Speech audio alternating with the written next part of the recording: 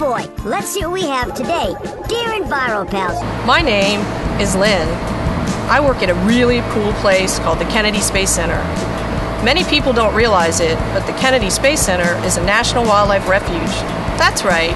Since August of 1963, Merritt Island's National Wildlife Refuge has shared a common boundary with the John F. Kennedy Space Center on the east coast of Florida.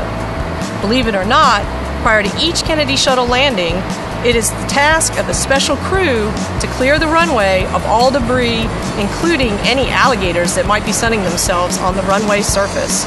I would really like it if Ray Ray would visit me and my friends at the Kennedy Space Center to learn more about the Space Center and our National Wildlife Refuge. Your friend, Lynn. That sounds like a great idea, Ray Ray. Why don't you use the green screen to get there? And we'll stay here and watch your trip. That sounds like a great idea, guys. I'm headed for another great tree mail adventure. I'll be back in a flash.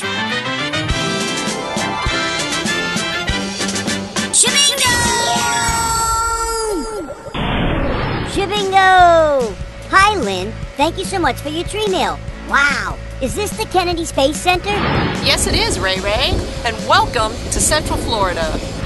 So, Lynn, what is a National Wildlife Refuge? A National Wildlife Refuge in this case is Kennedy Space Center. It's 140,000 acres in size. Half of it's water, and the other half is made up of wetlands and uplands. We only use 6,000 for our space operations. So we have lots of land left over for our natural wildlife.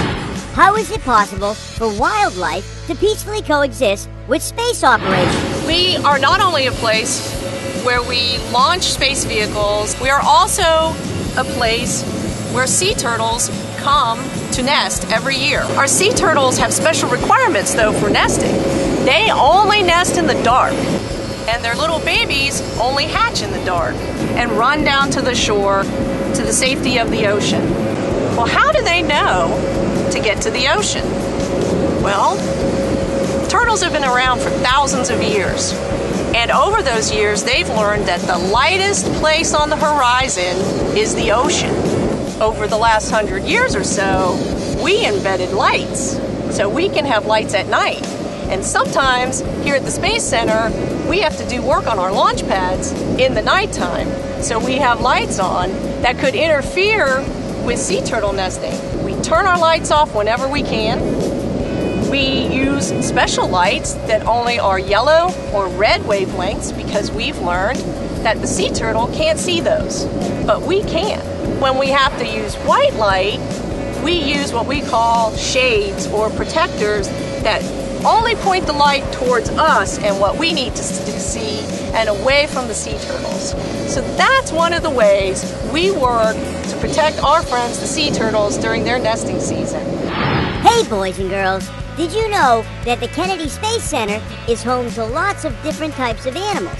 Some animals you might see if you visit the Space Center are the American bald eagle, the bobcat, there are lots of deer, the West Indian manatee, lots and lots and lots of alligators, and of course, our friend, the sea turtle.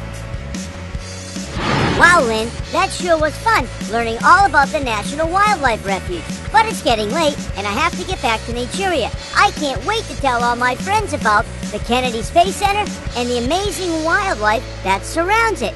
Okay, I better get going. Bye, Lynn. See you next time. Shabingo! Shabingo!